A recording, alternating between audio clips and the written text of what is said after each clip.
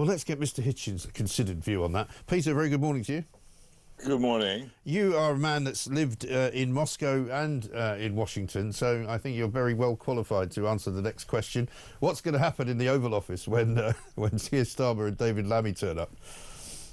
Well, not very much, I don't think, because the great mistake that much of the coverage of these events makes is that the United States regards Britain as particularly important or cares a great deal about what we say or think or do.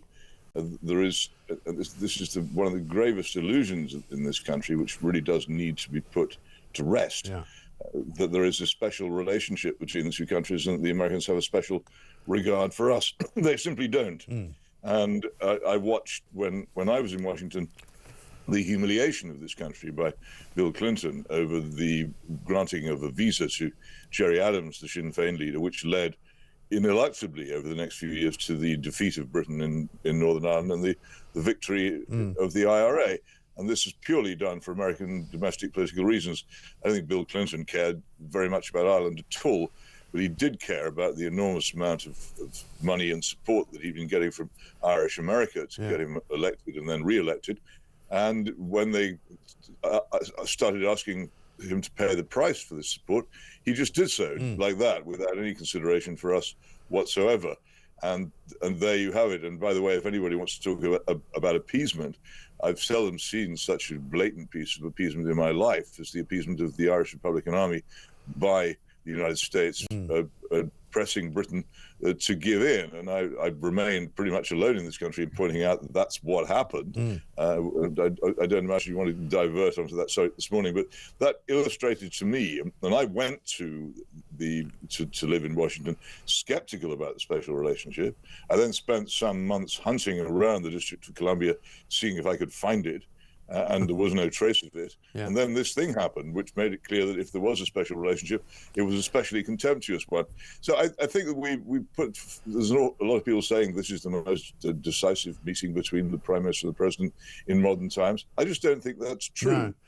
But I think most of those people that are saying that will do what he does regardless of what Britain thinks. Yeah, most of the people saying that are the sort of people that write autobiographies of Keir Starmer, though. I think they're trying to make him into a slightly bigger individual than he really is, because he's not a particularly big individual. He's very, Well, he's not, is he? And it's quite striking how there doesn't really ever seem to be any sign of any real conviction or desire or strong feeling that, despite his past involvement in rather fervent revolutionary organizations, he could pass through a room and 5 minutes later you wouldn't really be aware that he'd been there. Right. It's quite strange. He's got no substance to him, really, and I've been quite surprised at that, because, again, for all of the things that we thought that the Labour government would do, I thought they'd do some things that obviously people on the right side of politics wouldn't like. But I didn't think he'd be incompetent. I didn't think as a lawyer he would tell so many untruths. I didn't think he would be so unspecific about things. And I didn't think he'd be so tetchy in exchanges with people that don't agree with him. Well, you mustn't mistake the public performance for the actual activity. Of course, this has been a very damaging government, particularly to the economy. And particularly with its clinging to net zero, which continues to do deep and profound damage. And of course, Rachel from complaints continuing to impose taxes upon jobs, which are about to have, I think, a really very, very severe effect seriously bad on the lives of many people, and for the worse. So, and of course, Bridget Phillipson, the absolute ultra militant education secretary, going around smashing up private schools for no good reason. So I don't doubt that just because when they talk they sound ineffectual and boring doesn't mean they're not. Oh no, that wasn't. No, that wasn't. No, that wasn't what I was saying. I knew they'd be doing damage, but I didn't think they'd be quite so incompetent. I mean, Rachel Reeves thought she had a good budget, and nobody in their right mind now thinks that, because of the damage that it's done to the economy. No, but it's extraordinary how they managed to persuade an awful lot of people that they were a competent government waiting when they so plainly were not. Yeah, exactly right. So, I mean, as far as the Ukraine deal so far goes, I mean, again, because you know a bit about the ins and outs of the country, the mineral deal that Zelensky supposedly is going to be persuaded to sign. I was listening to somebody on Times Radio last night on the way home who was saying, any deal for sort of getting lithium out of the ground and turning it into whatever it is you want to turn it into is a very long process. It takes a very long time. There won't be any sort sort of immediate, you know, shall we say, dividend of doing this deal. And Trump, it seems to me, is a man that likes immediacy. He likes to get a result straight away. And he also obviously wants to try and guarantee some kind of financial payback from Ukraine. Well, perhaps so, and obviously that his businessman's property developer's mind might seize upon these things. But it's true, getting stuff out of the ground is a very long process and an expensive one. I think this may be a bit of a side issue. The real difficulty has been, and I've pointed this out before, that neither of the main parties in the war, that is to say the war between Ukraine and Russia rather than the war between Russia and America, neither Vladimir Zelensky nor Vladimir Putin can give in. If either of them did so, then it would destroy them domestically. I don't think either would last a week if they actually gave in this war. And this, of course, is the role which now falls to President Zelensky, because his country has turned out to be weaker than Russia, and the level of aid which he'd hoped for from the West has turned out to be smaller than he hoped for. It's actually doing him a favor if he's, as it were, overwhelmed by a greater power and forced without his consent into making a deal which is inevitable, which he can't possibly take responsibility for. And I think that it simply looked at from that point of view, it is doing him a favor.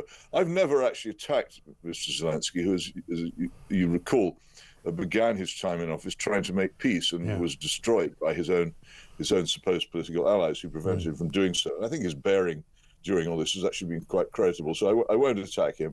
It's a miserable position to be in, and I think it would be horrible for him now to be forced to sit at a table signing a peace deal which he doesn't agree with. So if he's overwhelmed by President Trump, that gets him off that hook. But the interesting thing here is that the people who've really given up fighting are the United States, who've realized that there's nothing in it for them, that the policy which they've pursued now for about 30 years of not allowing Russia to rise again under any circumstances and to make trouble for Russia, which reached its apogee in this expansion of NATO eastwards, and the war which then followed. That policy has actually proved to be a great waste of time and money for the United States, as so many of its foreign policies are, and they've now dropped it. And so here we are. And here's another crucial point, which I think people need to cotton on to. The reason why Ukraine was chosen for this particular role, as far as I can see, is precisely because Ukraine was not a member of NATO. Therefore, Ukraine could go head-to-head with Russia in a shooting war, and it would not trigger Article 5, and it would not could carry on inflicting punishment on Russia. When it turned out that Russia was, although, as I've many times pointed out, militarily incompetent and far weaker than we say, was able to hold things to a stalemate. That basically means that the Americans have become bored with this war, as they became bored with Vietnam and they became bored with Afghanistan, and so out they go. And here we are. It's and yet in the middle of this, people keep making all kinds of claims about principle and morality, which I don't think actually have anything to do with what's been going on. Right. Well, I was talking to Sir Gerald Howarth a few moments ago in the last hour, who's a former Tory defence minister, who was very anti-Trump and really doesn't like Donald Trump to the point where he didn't want him anywhere near any sort of peace negotiations. But he kept saying, you know, we shouldn't be appeasing Putin, we shouldn't give him the chance to have any territory whatsoever. And it seemed to me that he just wanted to continue the war, and he wouldn't really be shaken from that particular point. And he said anyone else would do him and whose army, who's going to do this fighting, and who's going to pay for it. And also this use of the word appeasement, it's just basically a word which you apply to a form of diplomacy you don't like. But there wouldn't be a confrontation in Ukraine, there wouldn't have been this fighting if the United States had not decided back in the 1990s to break its promises and expand NATO eastwards, which everybody who has any sense knew was going to be dangerous and could provoke trouble.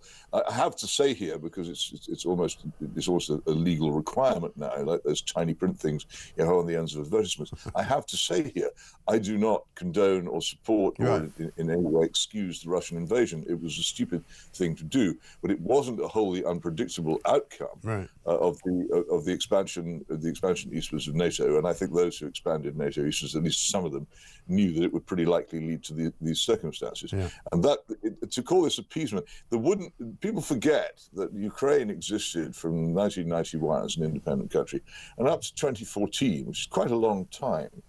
There really wasn't any serious confrontation between Ukraine and Russia because Ukraine remained a non-aligned country. Yeah.